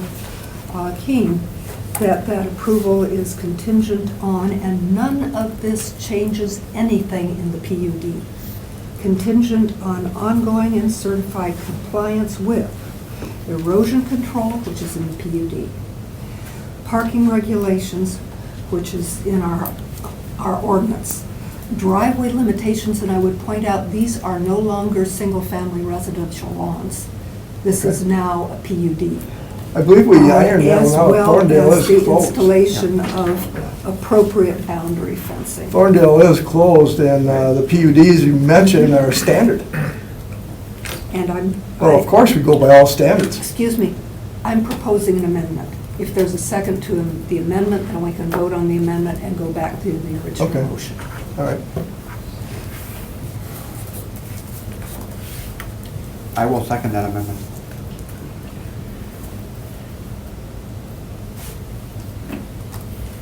Now, do we need to vote on the amendment? Yep, so if there's any further discussion on the amendment, and if you want to vote on. Just for clarification on it, what will staff do with it then, if we add the amendment on?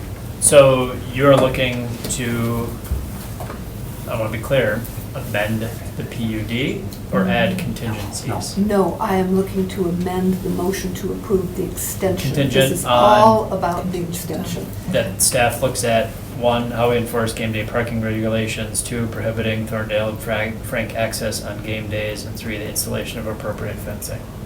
Yes. They should be able to give that And information to city also, council. yeah, and also the erosion control, which you noted before, has already been taken care of, so that's easy. Assuming that we're working in good faith, this should not be a problem. None of this should be a problem.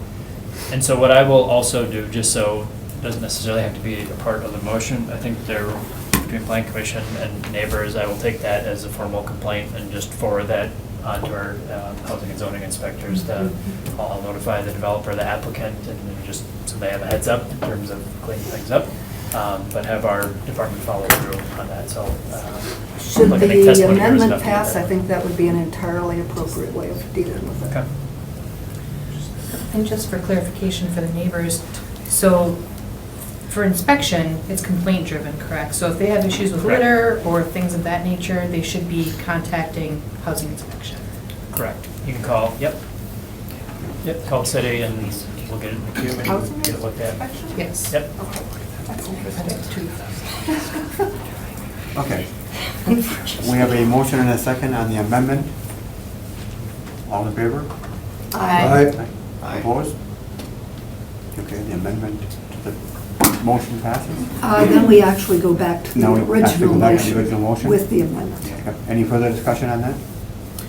This won't overburden staff in any means before next week's meeting, or is, I guess, sorry, is this the best way to handle it instead of going complaint driven?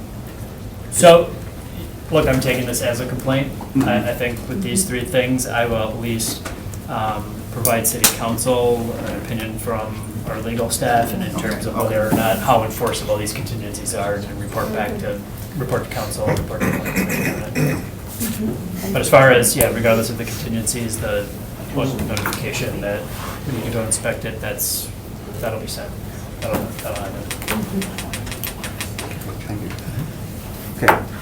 Vote on the PUD, extending the PUD? Yeah. All those in favor of the motion to extend the PUD for 1 year with the proposed amendments, signify by saying aye. Aye. Opposed? Motion passes. City council meeting will be when?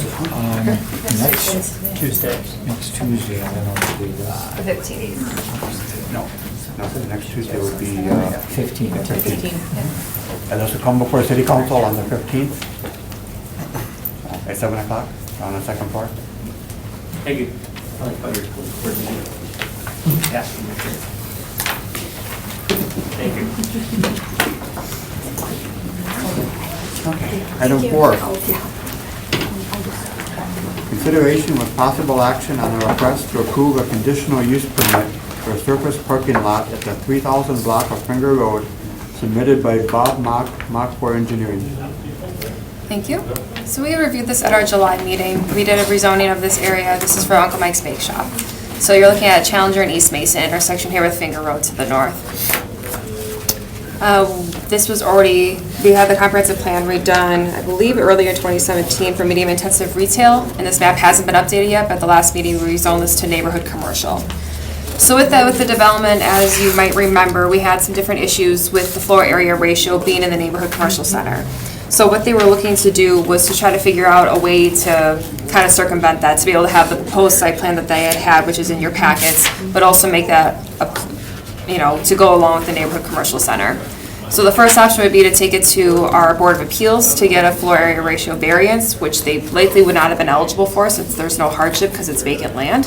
So they went this route where they're going to be proposing two separate lots. So the first lot will have the building, which will meet the floor area ratio for neighborhood center. The second lot will be surrounding that lot and will only have a parking. So you need a CUP for any surface parking as a primary use. So with that, it will have the parking lot for Uncle Mike's Bake Shop, and then also about 80 feet of green space that will be reserved for some sort of a parking extension, future development. Kind of depends on where the market goes and what they want to do with that parcel. So with that, staff is supportive of this. It seems to make the most sense for the type of development that they're looking to do and what the neighborhood is looking for them to have in this area. But we do have a couple of requirements as far as conditions of approval. So basic compliance with the municipal code as it stands and going through standard site plan review. We're also looking for pedestrian treatment to lead people from Finger Road into the building entrance. The easiest way to do that is usually just a striped painted area, but they will be able to work with staff if there's an easier way to do that for them. Third, we're looking for Lot 2 to only have one curb cut. So if there is this additional proposal on that 80-foot vacant area in Lot 2, it would have to go through the same curb cut. This is because the neighborhood commercial center, we're looking to really minimize the amount of impact that we have on the residential area from a commercial area. So to have singular access is usually the easiest way to attain that. They wouldn't be able to do an expansion of the surface parking lot without coming back to Plan Commission and City Council for approval, which is pretty standard for a CUP. And then also they would have to finish their certified survey map for these lots prior to getting the building permits. And on that CSM, they would have to have an access agreement between Lot 1 and Lot 2 to assure that the building will always have access out to Finger Road through Lot 2.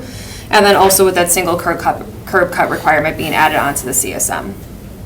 So the applicant is here if you have any other questions. I'm hoping that was straightforward enough for a very complicated proposal. It doesn't affect Lot 3 at all, right? No, that would just be part of the CSM to divide the land accurately. Thank you. Okay, I move to approve the recommendation. Second. We do have people wishing to speak on this issue. Okay. I'll move to suspend the rules. Seconded. We have a motion and a second to suspend the rules. Bob Mock, you can come up. If there's any questions, I can answer them, but Stephanie laid it out pretty well, and the conditions, we should be able to meet all of those. So. Thank you. Deborah Callowitz. Good evening. I'm one of the neighbors to the proposal. And when we met in July, there was two options. One where the building, which is what's in the agenda for tonight, closer to Challenger. And when I came in July to speak, I was asking for the building to be further away from Challenger because of people that walk and bike on Challenger to get to Mason that go into the business center. And I think that proposal is now not being considered, to have the building more in the center. The proposal that we have for the site plan has it at the corner of Challenger and Mason. Which I don't know if anybody's aware of how quickly the traffic comes off of Mason onto there, but if there is people, and I live there so I know, people walk on Challenger to get to the stop and go light to go to work in the business center. And business center people I envision will be coming to Uncle Mike's Bakery. So I thought when the other option was available, it gave more viewing space to the traffic that's coming off of Mason onto Challenger to make it a more safer environment. My other question is there going to be a curb cut in Lot 1, or is it just one curb cut? one curb cut only in Lot 2. Lot 1 would not have a curb cut Curb at cut? all. So that's why we Okay. would require that easement between the two lots. Okay. So, and Lot 2, is that going to be owned by Uncle Mike's? Yes. Okay, so it would be whether they wanted to expand? They or add somebody onto the site as well to add Okay. the building. Okay, that answers my questions. Thank you. Thank you. Michael Callerwood, did you wish to speak? No. Okay, thank you. Any further discussion?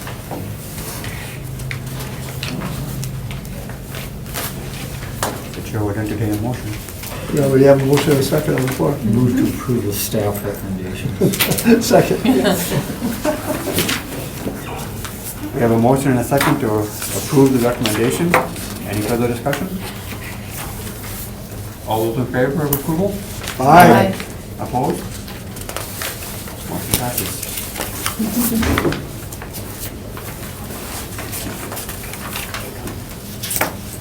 Item number 5, consideration with possible action on the request to approve a conditional use permit for the placement of a solar array at 3177 Bayview Drive, submitted by Jesse McCulsky, Ealing Electric. Thank you. Should have submitted it earlier in the month. This is a pretty straightforward request. We are looking at a single-family residential area, both in zoning and our comprehensive plan. They are looking to attach a solar array to the property. So this is a very large lot. This used to be 3 lots that were combined. There's an existing tennis court area in this back area that they're looking to then repurpose for the solar array. So with the solar array, you have to get a conditional use if it's going to be a standalone object versus attached to the home. So that's why they're here before you tonight. We don't have any issues with this. It looks like the space is large enough that you won't be able to see it from the right-of-way. It's surrounded primarily by farm field and a cemetery that's underutilized, so that it won't have any disturbance to any neighbors. I did get a call from the Director of Public Works this afternoon stating that he would like to add a condition that is not part of this report. There's an existing easement along the back area of this lot that he would like to have this array to have the same setback that we would propose for a property line. So whatever property line setback we would have, he'd like the same thing off of the easement area, so that way they would have room to work if they ever needed to go into the easement area. So we're looking to have that added as part of this, but we are recommending approval of the request. Motion approved. Is there any problem with that from the developers? I'll check with the owner and where they would put the array on the tennis court. I think the general assumption in the initial conversations with the homeowner was that because the tennis court was approved to be installed where it was, we'd be able to basically install within the extent of the tennis court, which is probably butted right up against the easement, if memory serves me correctly. Okay. Looks like there's some wiggle room. He just said he would just like some sort of consideration for how far it's put away, so we can definitely work with the property owner on that too. With that in mind, I'll second the motion. Perfect layout. Okay, we have Good place. one question. Did you say there was a cemetery? Yeah, that's what someone told me. I didn't know it was there. Apparently this little lot, there's an old cemetery. Really? Yes, there is. I know It's how- very hard to see. Is there any access to it from? I think the property on the right-hand corner, there might be a walking trail to get down there. There is no paved road to get down there. Apparently this property owner used to maintain this, and now they don't because someone else bought it. So there's this whole issue of trying to get the people on the property to maintain it. I didn't even know it was a cemetery, so I learned something every day. That's why nobody plays tennis anymore. They're buried there. It is there, I can confirm there. There are headstones. Thank you. Okay, we have a motion and a second to approve. Any further discussion? All those in favor of approval, signify by saying aye. Aye. Opposed? Motion passes. Thank you for that fun game of pinball. You're welcome to come back anytime you want. Not unless I have to. Informational, update on subdivision plats currently in the review process. All right, favorite part of the job. So these are gonna be all the plats that we have in process or have been completed since last August. So this is for the East Walnut twin homes. They call them twindos. They're like townhome, duplex, owner occupied things. So this was done pretty quickly, actually. So they had this divided and they're built and they're moved into right now. So this was one of the faster ones that we have worked through, but property's all up and ready to rock and roll. This is Grandview, which we talked about earlier. This is still in pre-final stages. I'm hoping it will be completed in 2017, so that we can start selling things. And then once this is completed, the single-family homes can go up as they're sold. Anything with the townhomes, depending on how they're designed, they may need further approval through Plan Commission. Any multifamily in Grandview has to go through Plan Commission and site plan, so you'll be seeing that again. Your question is one of the things that are actually holding things up a little bit is because the sewers are already in there and they're trying to line that up with that road?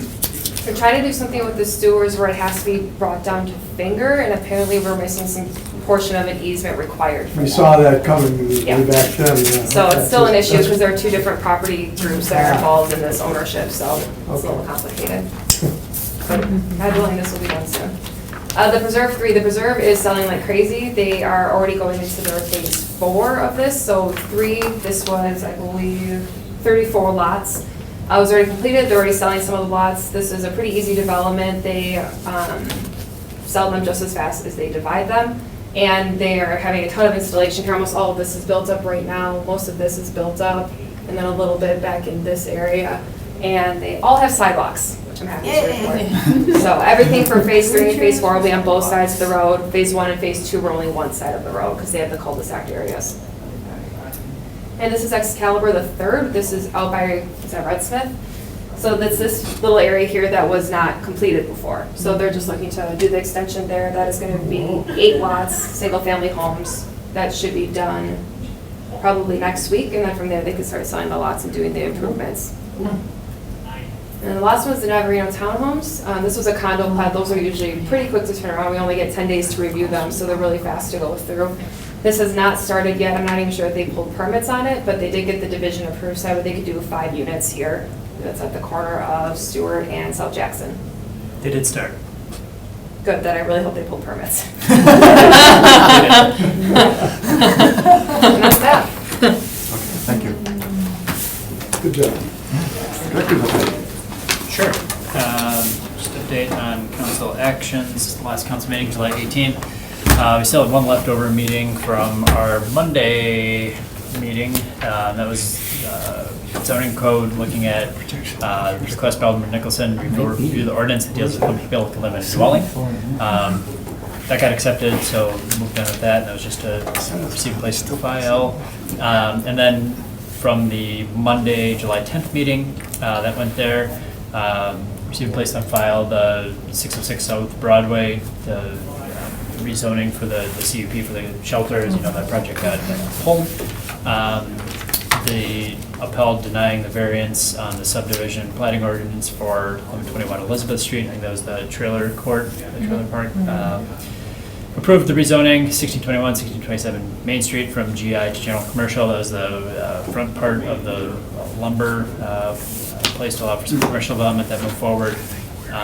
First reading, creating the PUD for 20 townhome units. That was the Friar House Flats. That went through its first piece. Rezoning 2580, general industrial. That was the rezoning for JBS. And that went through its first reading as well. Rezoning Finger Road, low density to neighborhood center. That was Uncle Mike's, which was back before you tonight. Now for the CUP, that'll have its final reading. Granting variance to allowing for land division, less than allowable frontage, Lake Sheep Lot, Bird Creek Road. That went through. I think that's one we really don't have a choice, but it helped the property out in terms of providing some additional access. And then approving the plat right away for Webster Avenue. As far as then just the final pieces for that evening, I just lost the agenda. I think that's all the information that is here. Those are the minutes. Those are the minutes. I was looking at council what we approved for the third reading, which is the one before. So give me one second just so I can make through. They both went through. I just want to make sure I got. There we go. And that was for third reading, the planning ordinance amending the official map right away for North Webster Avenue, us as requiring some properties and then continuing to apply for that reconstruction. And then the PUD overlay for signage at 2280 East Mason Street, that's for the Cub Foods project. So those both went through in their third reading. Okay, thank you. Sure. And then the other update, I don't know if Mary Beth Connard sent out email to plan commissioners directly, but she is stepping down from the plan commission. She will be moving to Madison.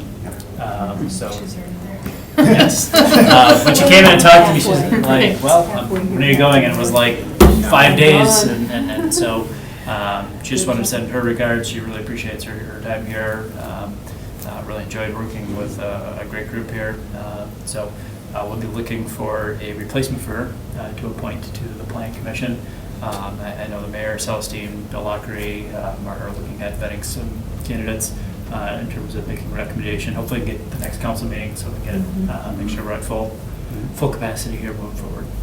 Is Tim able then to remain as interim for the remainder of her term as chair? Yeah, and we're going to talk, I'll talk with legal about just in terms of like when somebody, I think it's probably best when somebody is appointed, then if we look at elections again, or what that process might be, but for now, I think just serving as interim chair, we're in a tight ship tonight, so keeps us moving along. Okay, sure. Thank you for your guidance. Sure. Appreciate it. Motion to adjourn. Second. We have a motion and a second to adjourn. Discussion. Good. Vote with our feet. All in favor? Aye. All opposed? We are adjourned.